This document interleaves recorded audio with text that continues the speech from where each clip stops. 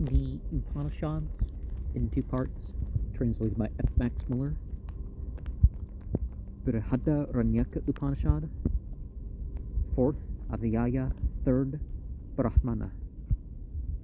Yajnavalkya came to Ganaka Va'adaha, and he did not mean to speak with him, but when formerly Ganaka Va'adaha and Yajnavalkya had a disputation on the Agnihotra, Yajnavalkya had granted him a boon, and he chose for a boon that he might be free to ask him any question he liked.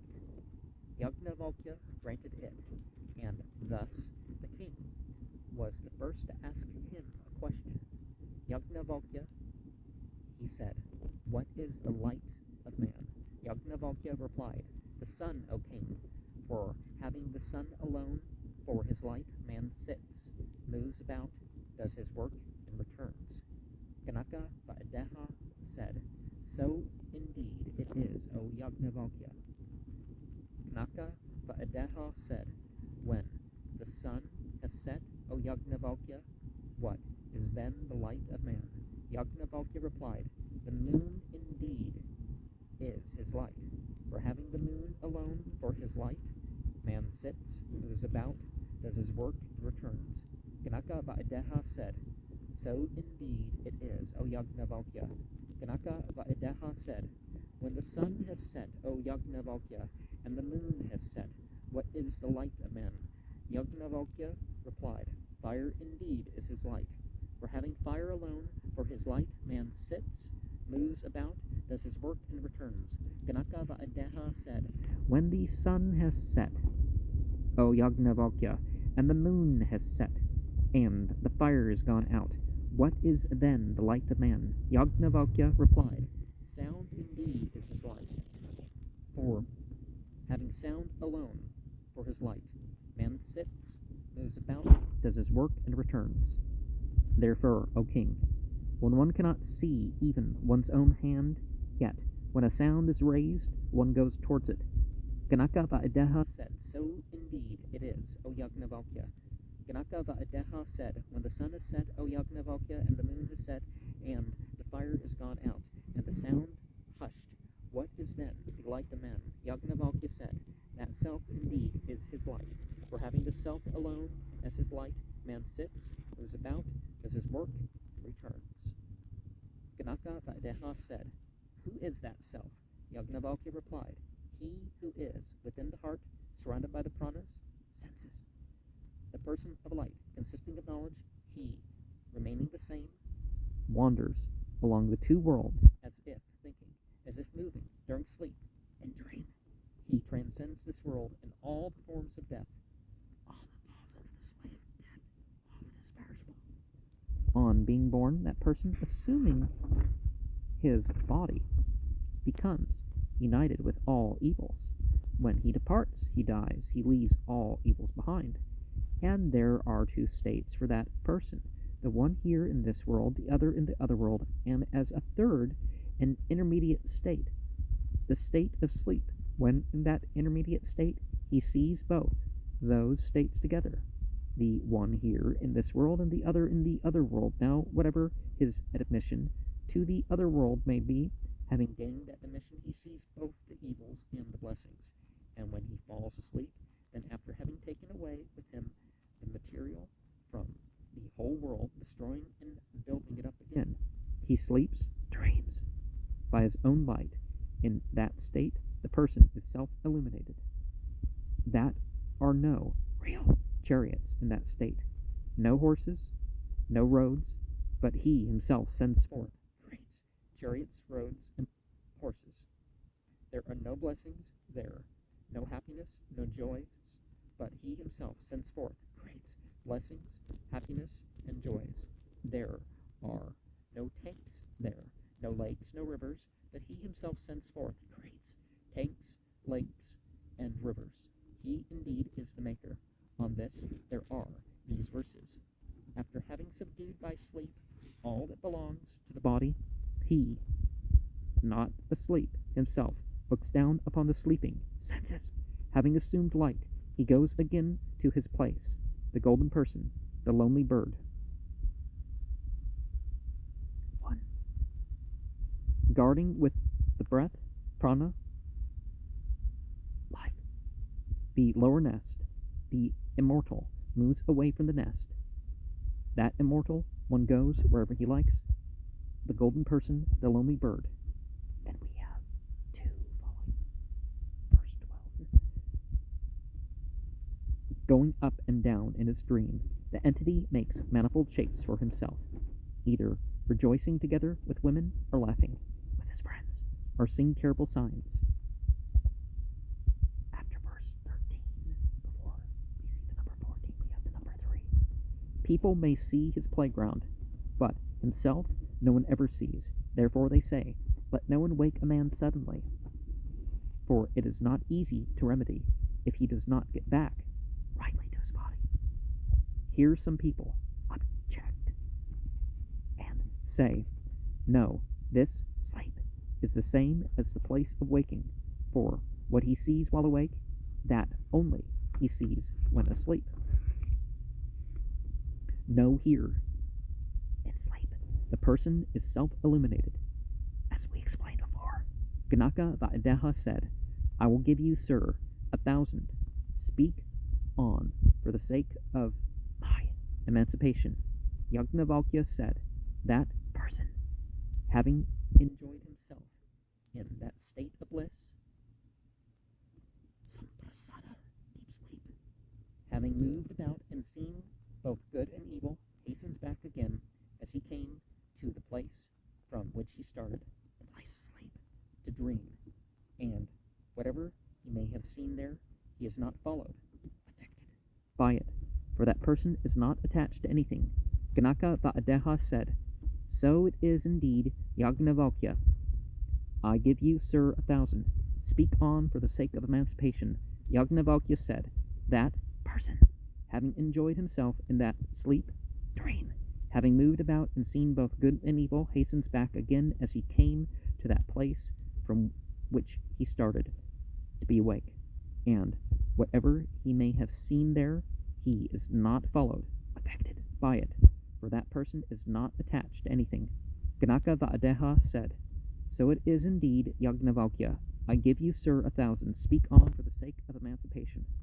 Yagnavalkya said, that person, having enjoyed himself in that state of waking, having moved about and seen both good and evil, hastens back again as he came, to the place from which he started, to the state of sleeping, dream.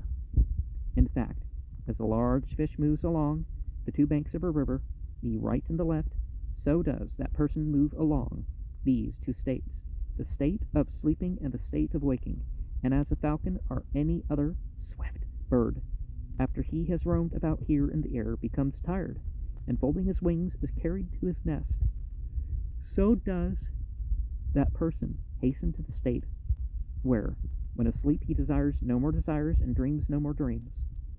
There are in his body the veins called hitta, which are as small as a hair divided 1,000-fold, full of white, blue, yellow, red, and green. Now, when, as it were, they kill him, when, as it were, they overcome him, when, as it were, an elephant chases him, when, as it were, he falls into a well, he fancies, through ignorance, that danger which he commonly sees in waking. But when he fancies that he is, as it were, a god, or that he is, as it were, a king, or I am this altogether, that is his highest world. This, indeed, is his true form, free from desires, free from evil, free from fear. Now, as a man, when embraced by a beloved wife, knows nothing that is without, nothing that is within, thus this person, when embraced by the intelligent prajna self, knows nothing that is without, nothing that was within. This indeed is his true form, in which he wishes, and these wishes are fulfilled, in which the self only is his wish, in which no wish is left, free from any sorrow. Then a father is not a father, a mother not a mother, the world's not worlds, the light beings not light beings, the Vedas not Vedas. Then a thief is not a thief, a murderer not a murderer, a Kandala not a Kandala, a Palkasa not Palkasa, a Sramana not a Sramana, Tapasa not a Tapasa. He is not followed by good, not followed by evil, for he has then overcome all the sorrows of the heart. And when it is said that there in the Shushupta he does not see, yet he is seeing, though he does not see, for sight is inseparable from the seer, because it cannot perish. But there is then no second, nothing else different from him that he could see. And when it is said that there in the Shushupta he does not smell, yet he is smelling, though he does not smell, for smelling is inseparable from the smeller, because it cannot perish. But there is no second then, nothing else different from him that he could smell. And when it is said that there in the Shushupta he does not taste, yet he is tasting, though he does not taste, for tasting is inseparable from the taster, because it cannot perish. But there is then no second, nothing else different from him that he could taste. And when it is said that there in the Shushupta he does not speak, yet he is speaking, though he does not speak, for speaking is inseparable from the speaker, because it cannot perish. But there is then no second, nothing else different from him that he could speak. And when it is said that there in the Shushupta he does not hear, yet he is hearing, though he does not hear, for hearing is inseparable from the hearer, because it cannot perish. But there is then no second, nothing else different from him that he could hear. And when it is said that there in the Sushupta he does not think, yet he is thinking, though he does not think, for thinking is inseparable from the thinker, because it cannot perish. But there is then no second, nothing else different from him that he could think. And when it is said that there in the Sushupta he does not touch, yet he is touching, though he does not touch, for touching is inseparable from the toucher, because it cannot perish. But there is then no second, nothing else different from him that he could think. And when it is said that there in the Sushupta he does not know, yet he is knowing, though he does not know, for knowing is inseparable from the knower, because it cannot perish. But there is then no second, nothing else different from him that he could know. When, in waking and dreaming, there is, as it were, another. Then one can see the other, then one can smell the other, then one can speak to the other, then one can hear the other, then one can think the other, then one can touch the other, then one can know the other. An ocean is that one seer without any duality. This is the Brahma world, O king. Thus did Yajnavalkya teach him. This is his highest goal. This is his highest success. This is his highest world. This is his highest bliss. All other creatures live on a small portion of that bliss. If a man is healthy, wealthy, and lord of others, surrounded by all human enjoyments, that is the highest blessing of man. Now 100 of these human beings make one blessing of the fathers who have conquered the world. Of the fathers. 100 blessings of the fathers who have conquered this world make one blessing in the Gandharva world. 100 blessings in the Gandharva world make one blessing of the Devas by merit or sacrifice, who obtain their godhead by merit. Godliness. 100 blessings of the Devas by merit make one blessing of the Devas by birth, also of a Srotriya, who is without sin and not overcome by desire. 100 blessings of the Devas by birth make one blessing of the world of Pragapata, also of a Srotriya who is without sin and not overcome by desires. 100 blessings in the world of Pragapata make one blessing in the world of Brahman, also a Srotriya, which is without sin and not overcome by desire, and this is the highest blessing. This is the Brahma world, O king. Thus spake Yajnavalkya. Ganaka Vaideha said, I give you, sir, 1,000. Speak on for the sake of emancipation. Then Yajnavalkya was afraid lest the king, having come full of understanding, should drive him from all his positions.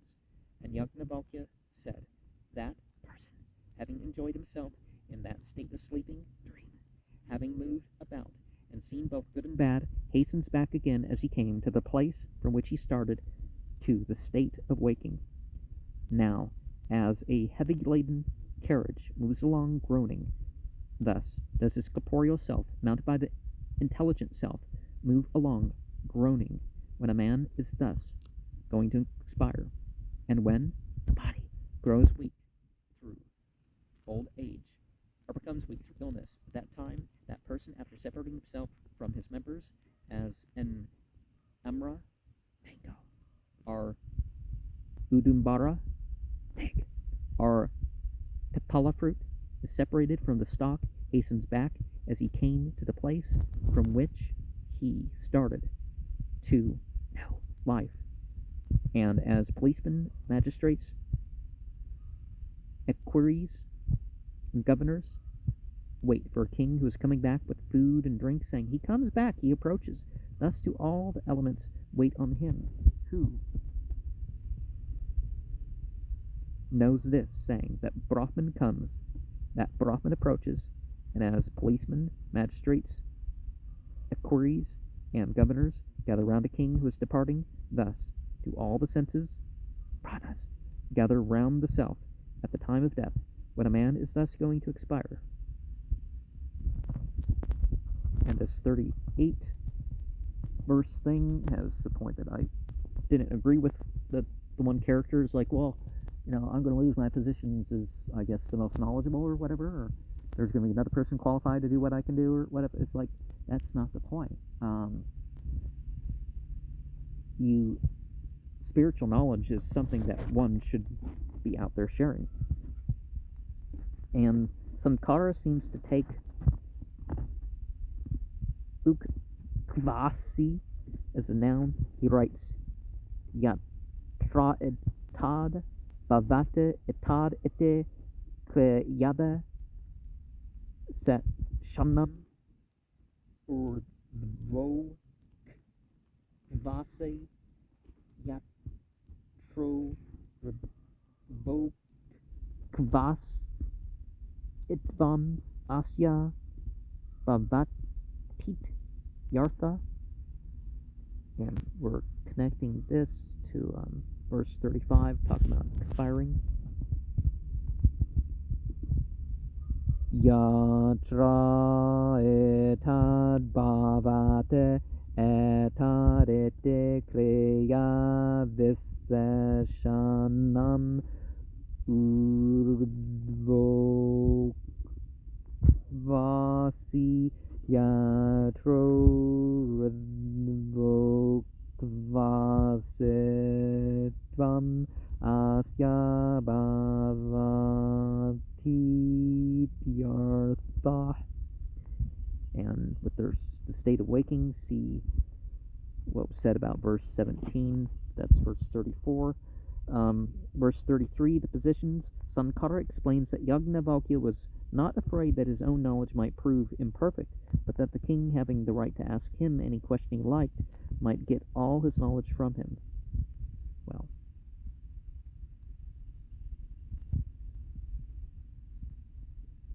as I said, and also verse 33, the highest blessing. See the Taittiriya Upanishad 2.8, page 59. Kanduka Upanishads 8.2, 1-10. Kaushitaka Upanishad 1.3-5. Ragnown 2, page 33. An accomplished student of the Veda is Srotriya.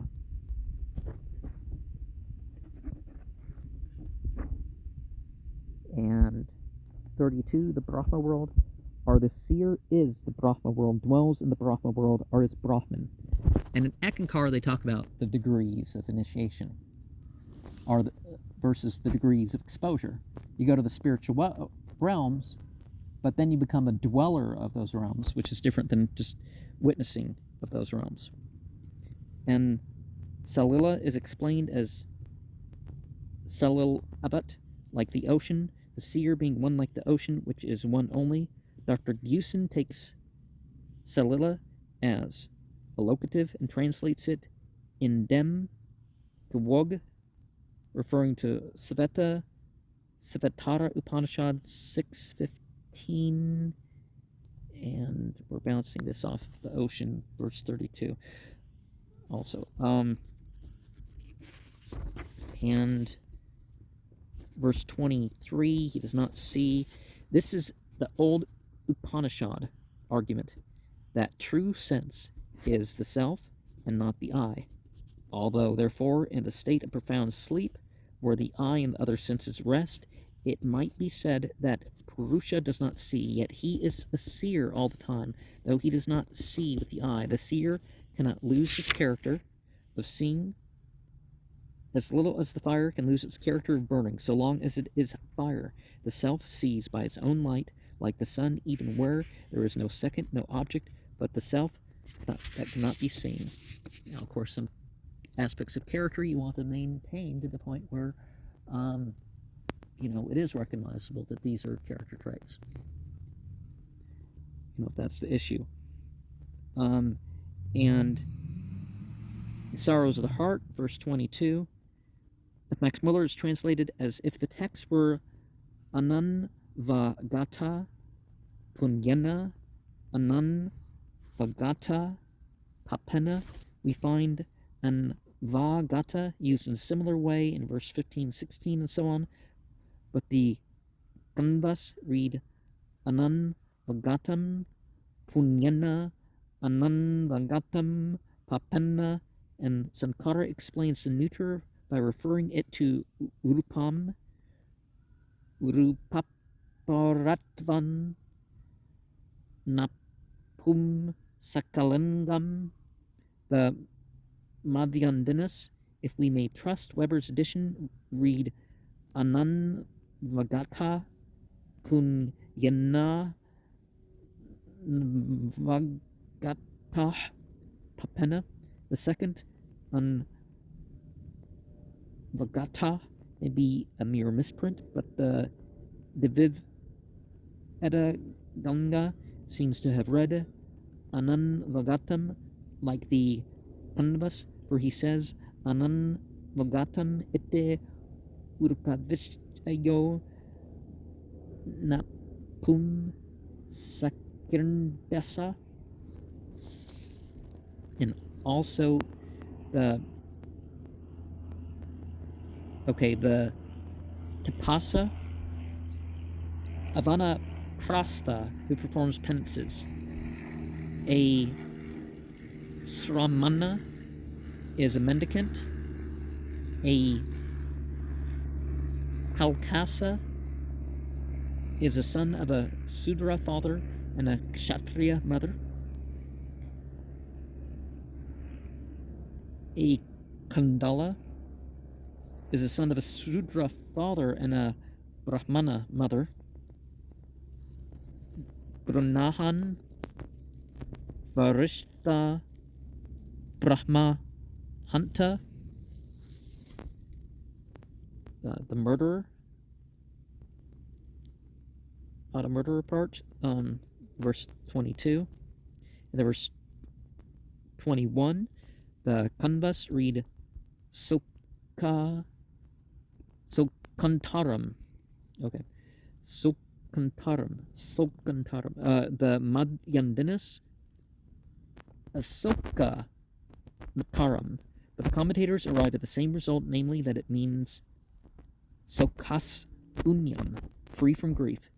Sankara says Sokantaram, Sokak Kidram, Sokas Unyam, it Yatak Kok Ama Vyaman Etiva Sarvatape Asokam Divivedanganga, says na vidyate soko tara. Let me say that again.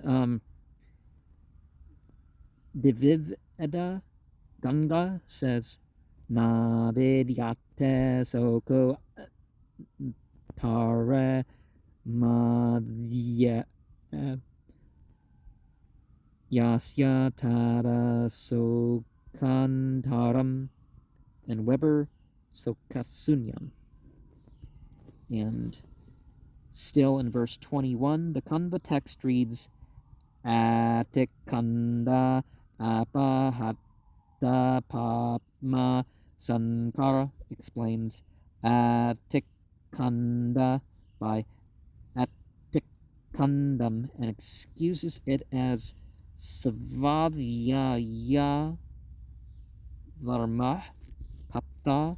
The Madhyandinas read Atikando, but place the whole sentence where the Kandas put Aptakamam and so on at the end of 21. The highest world, mentioned in verse 20, the Madhyandinas repeat here the sentence from Yatra Supto to Pasyata from the end of verse 19. And a king, here again the commentator seems to be right, but his interpretation does violence to the context. The dangers which a man sees in his sleep are represented as mere imaginations. So is his idea of being a god or a king, while the idea that he is all this, aham nevedam sarva, i.e.,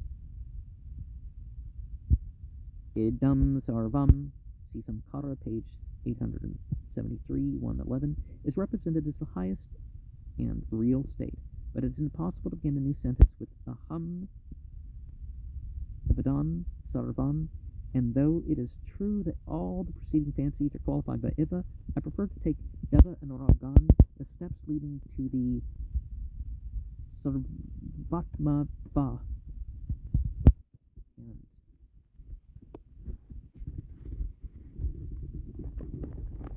White, blue, yellow, green, full of white, blue, yellow, green, and red from verse 20. Diviveda Ganga explains that if phlegm predominates, qualified by wind and bile, the juice in the veins is white. If wind predominates, qualified by phlegm and bile, it is blue. If bile predominates, qualified by wind and phlegm, it is yellow. If wind and phlegm predominate with the little bile only, it is green. And if the three elements are equal, it is red. Also, Anandagiris gloss, where Susruta is quoted. Why this should be inserted here is not quite clear, except that in sleep, Purusha is supposed to move about in the veins. That's an interesting concept, right? And in verse 15 to dream, the Madhyandinas speak only of his return from Svapnanta to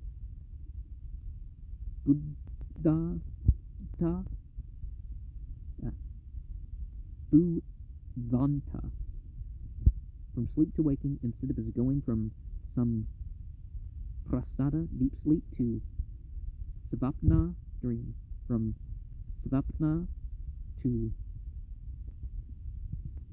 Budvanta, and from Budvanta again to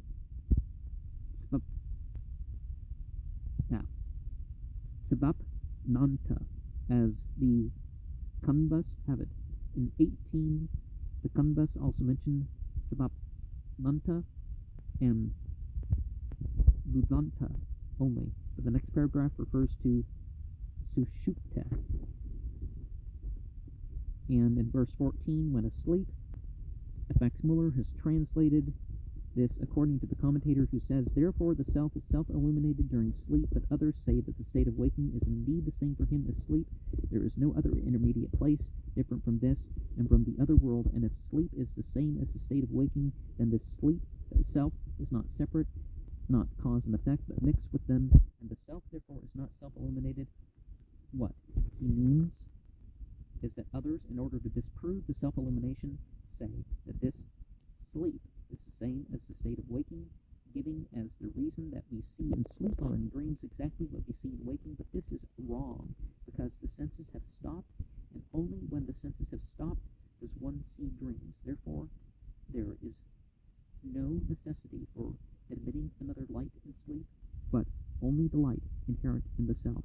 This has been proved by all that went before. Dr. Rower takes the same view in his translation, but Deussen, Vedanta page 205, takes an independent view and translates, therefore it is said, it, sleep, is to him a place of waking only for what he sees waking, the same he sees in sleep. Thus, the spirit serves there for his own light. Though the interpretations of Sankara and Vedanta sound artificial, still Dr. Deusen's version does not remove all difficulties. If the Purusha saw in sleep no more than what he had seen before in waking, then the whole argument in favor of the independent action or the independent light of the Purusha would go. Anyhow, it would be no argument on Yajnavalkya's side. See also the note to paragraph 9 before, and see the Susruta 371. People may see his playground, verse 14, and we have this 1, 2, 3, verse 11, 12, 13. So the golden person. The Madhyandinas read Paurusha as an adjective to Ekahamsa, but Vedaganga explains Paurusha as a synonym of Purusha, which is the reading of the Kanvas. And verse 9, dividing and separating the material, i.e. the impressions received from this world. The commentator explains matra as a portion of the impressions which are taken away into sleep, destroying. He refers to the body, which in sleep becomes senseless and building up to the imaginations of dreams. And the blessings, also in verse 9, by works, knowledge, and remembrance of the former things, see the Upanishad 4.3. And also in 3, as a third, they are really two sthanas, or states only. The place where they meet, like the place where two villages meet, belongs to both, but it may be distinguished as a third. Divya Vedaganga, page 1141, uses a curious argument in support of the existence of another world. In early childhood, he says, our dreams consist of impressions of the former world. Later on, they are filled with the impressions of our senses, and in old age they contain visions of a world to come. And as if thinking, verse 7, the world thinks that he thinks, but in reality he does not. He only witnesses the acts of buddhi, or thought. The two worlds, in this world while awake are dreaming, and the other world while in sleep. And we are... it's still verse 7, okay. The panas. Samip Yalakshana Saptami Vedaganga. See Brihadaranyaka Upanishad 4.3. Okay, and getting rumbling in the tumbler here. I don't know if you can hear that. A lot of that problem. Yajnavalkya, what is light of man? So verse 2, read him Gyotir as a Bahuvrihe. Purusha is difficult to translate. It means man, but it also means the true essence of man. The soul, as we should say, are something more abstract still. The person, as I generally translate it, though a person beyond the ego, the mental construction of self, right? And in verse 1, he did not mean to speak to him. The introduction to this Brahmana has a very peculiar interest. as showing the close coherence of the different portions which together form the historical groundwork of the Upanishad. Ganaka, Vaideha, and Yajnavalkya are leading characters in the Brihadaranyaka Upanishad, and whenever they meet, they seem to converse quite freely, though each retains his own character, and Yajnavalkya honors Ganaka as king quite as much as Ganaka honors Yajnavalkya as a Brahman. Now, in our chapter, we read that Yajnavalkya did not wish to enter on a discussion, but that Ganaka was the first to address him. Purvam Taprakha. This was evidently considered not quite correct, and an explanation is given that Ganaka took this liberty because on a former occasion, Yajnavalkya had granted him permission to address questions to him whenever he liked. It might be objected that such an explanation looks very much like an afterthought, and we find indeed that in India itself, some of the later commentators tried to avoid the difficulty by dividing the words sa, mene, na, vidishya, ite into sam, enena, vidishya, ite, so that we should have to translate Yajnavalkya came to Ganaka intending to speak with him.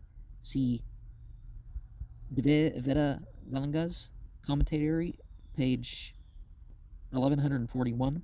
This is no doubt a very ingenious conjecture, which might well rouse the envy of European scholars, but it is no more. The accents decide nothing, because they are changed by different writers, according to their different views of what the Pada text ought to be. What made me prefer the reading which is supported by Sankara and Vedaganga, though the latter alludes to the other, is that the Mesis, Sam, Enena, Vidishya does not occur again, while Sa, Mena is a common phrase, but the most interesting point, as I remarked before, is that this former disputation between Ganaka and Yajnavalkya, and the permission granted to the king to ask any question he liked, is not a mere invention to account for the apparent rudeness by which Yajnavalkya is forced to enter on a discussion against his will, but actually occurs in a former chapter. In Sataprit 11, 6 to 10, we read, Tasmaye ha Yajnavalkyo varandadausa Hovaka kama prasna evametvaya Yajnavalkya sad ete tato brahma ganaka asa. This would show that Ganaka was considered almost like a Brahmana, or at all events enjoyed certain privileges which were supposed to belong to the first caste only. See for a different view, Usen Vedanta, page 203, Regnaud, Material pour servir à la histoire de la philosophie de l'Inde, Errata and Sacred Books of the East, volume 1, page 73. And one of the things also that we should look at here is that if I've had to repeat something, I do plan to edit some of these programs in the future, and I do want to make clear if I've made a mistake and try to correct that. And if somebody notices something too, they can say so.